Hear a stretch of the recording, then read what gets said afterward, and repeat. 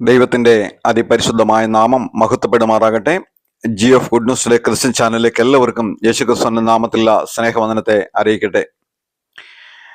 ഈ വീഡിയോ നിങ്ങൾ ആദ്യമായിട്ടാണ് കാണുന്നതെങ്കിൽ ഈ ചാനൽ സബ്സ്ക്രൈബ് ചെയ്യുക, മറ്റുള്ളവരിലേക്ക് അത് ഷെയർ ചെയ്യുക. ഇന്ന് നാം ചിന്തിക്കുവാൻ പോകുന്ന ദൈവത്തിന്റെ വചനം മത്തായി എഴുതിയ സുവിശേഷം 10-ാം അധ്യായത്തിന്റെ 36-ാമത്തെ വാക്യമാണ്. മനുഷ്യന്റെ വീട്ടുകാർ തന്നെ അവന്റെ ശത്രുക്കളാകും. മനുഷ്യന്റെ വീട്ടുകാർ തന്നെ അവന്റെ ശത്രുക്കളാകും. ഇത് ഒരു ആശ്ചര്യകരമായ ഒരു സംഭവമായിട്ട് നമുക്ക് തോന്നും. കർത്താവ് പറയുകയാണ്, നിന്റെ വീട്ടുകാർ നിന്റെ ശത്രുക്കളായിട്ട് തീരും.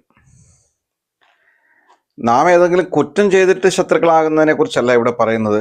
നാം ഒരു കുറ്റവും ചെയ്യാതെ, ഒരു ദോഷവും ചെയ്യാതെ, നാം നിഷ്കളങ്കമായിട്ട് ജീവിക്കുമ്പോൾ, സത്യസന്ധമായിട്ട് ജീവിക്കുമ്പോൾ നമ്മുടെ വീട്ടുകാർ നമുക്ക് എതിരെ ശത്രുക്കളായിട്ട് നീങ്ങുമെന്നാണ് പറഞ്ഞിരിക്കുന്നത്. എന്താണ് അതിൻ്റെ കാരണം? അതിൻ്റെ കാരണം ദൈവം നമ്മെ തിരഞ്ഞെടുത്തു എന്നുള്ളതാണ്. ഈ ലോകത്തിൽ നിന്ന് ദൈവം നമ്മളെ പേര് ചൊല്ലി വിളിക്കുകയും ലോകസ്ഥാപനത്തിന് മുമ്പ് തന്നെ നമ്മളെ കാണുകയും നമ്മളെ വിളിക്കുകയും ചെയ്തതിനാൽ ഈ ലോകം നമ്മളെ പകയ്ക്കും. അതുകൊണ്ടാണ് കർത്താവ് പറഞ്ഞത്, നിന്റെ വീട്ടുകാർ തന്നെ നിന്റെ ശത്രുക്കളാകുമെന്ന് പറഞ്ഞത്.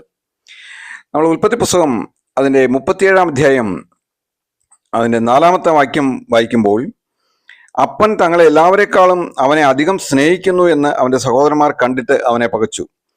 അവനോട് സമാധാനമായി സംസാരിക്കുവാൻ അവർക്ക് കഴിഞ്ഞില്ല. യാക്കോബിന്റെ ഇളയ മകനായ യോസഫിനോട് സമാധാനമായിട്ട് സംസാരിക്കുവാൻ തൻ്റെ സഹോദരന്മാർക്ക് കഴിഞ്ഞില്ല. അടുത്ത വാക്യം, യോസഫ് ഒരു സ്വപ്നം കണ്ടു, അത് തൻ്റെ സഹോദരന്മാരോട് അറിയിച്ചതുകൊണ്ട് അവർ അവനെ പിന്നെയും അധികം പകച്ചു.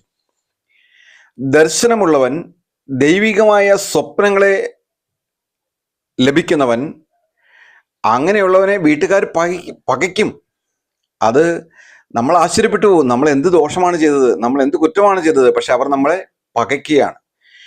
പകയ്ക്കുക മാത്രമല്ല, നമ്മളെ ഓടിക്കും, നമ്മളെ വിട്ടുകളയും, നമ്മളെ കൊല്ലുവാൻ വരെ അവർ മടിക്കുകയില്ല. ഇവിടെ അതിൻ്റെ 19-ാമത്തെ വാക്യം, അതാ സ്വപ്നക്കാരൻ വരുന്നു, വരുവിൻ, നാം അവനെ കൊന്ന് ഒരു കുഴിയിൽ ഇട്ടുകളക. ഒരേ പാത്രത്തിൽ തിന്ന്, ഒരേ വീട്ടിൽ അന്തി ഉറങ്ങി, ഒരേ കിടക്കയിൽ പായലെല്ലാം കിടന്ന് വളർന്ന തൻ്റെ ഒരപ്പൻ്റെ മക്കളായിരുന്ന ജ്യേഷ്ഠ സഹോദരന്മാർ ഇപ്പോൾ പറയുകയാണ്, ദാ സ്വപ്നക്കാരൻ വരുന്നു, അവനെ നാം കൊന്നുകളകാം. എന്നാൽ ദൈവത്തിൻ്റെ സമയത്തിന് മുമ്പ് ഒരു ദൈവ പൈതലിനെ തൊടുവാൻ ആർക്കും കഴിയുകയില്ല. അവരുടെ പ്ലാനുകളെല്ലാം ദൈവം മാറ്റിമറിച്ചു. അവർക്ക് ഒരു പൊട്ടക്കുഴിയിൽ യോസഫിനെ ഇട്ടു. കൊല്ലുവാൻ തന്നെ നിരൂപിച്ചാണ് ഇട്ടത്. കാരണം അവന് തനി അതിൽ നിന്ന് കയറി വരാൻ പറ്റുകയില്ല. അപ്പൊ വെള്ളം കിട്ടാതെ, ഭക്ഷണം കിട്ടാതെ അവിടെ കിടന്ന് മരിച്ചു പോകുന്നവൻ അവർ വിചാരിച്ചു. എന്നാൽ അവിടെ നിന്ന് രക്ഷിക്കണമെന്ന് വേറൊരു സഹോദരൻ ഉള്ളിൽ വിചാരിച്ചിട്ടുണ്ടായിരുന്നെങ്കിലും, അങ്ങനെ ഇരിക്കുമ്പോൾ ഒരു മിഥ്യാന്യ കച്ചവടക്കാർ ആ വഴി വരികയും ഇവർ യോസഫിനെ ആ മിഥ്യാന്യ കച്ചവടക്കാർക്ക് വിൽക്കുകയും ചെയ്യുന്നത് നമുക്ക് കാണുവാനായിട്ട് സാധിക്കും. ദൈവം അവനെ കൊണ്ടെത്തിച്ച രീതികളൊക്കെ, അവനെ അനുഗ്രഹിച്ച രീതികളൊക്കെ നമ്മൾ പിന്നീട് ആ പുസ്തകം, ഉൽപ്പത്തി പുസ്തകം വായിക്കുമ്പോൾ നമുക്ക് കാണുവാനായിട്ട് സാധിക്കും. എന്നെ കേൾക്കുന്ന പ്രിയ സഹോദരി, നീ എപ്പോഴെങ്കിലും ചിന്തിച്ചിട്ടുണ്ടോ, നീ എന്തുകൊണ്ട് ഇങ്ങനെ ഒറ്റപ്പെടുന്നു? എല്ലാവരും എന്തുകൊണ്ട് നിനക്കെതിരെ തിരിയുന്നു?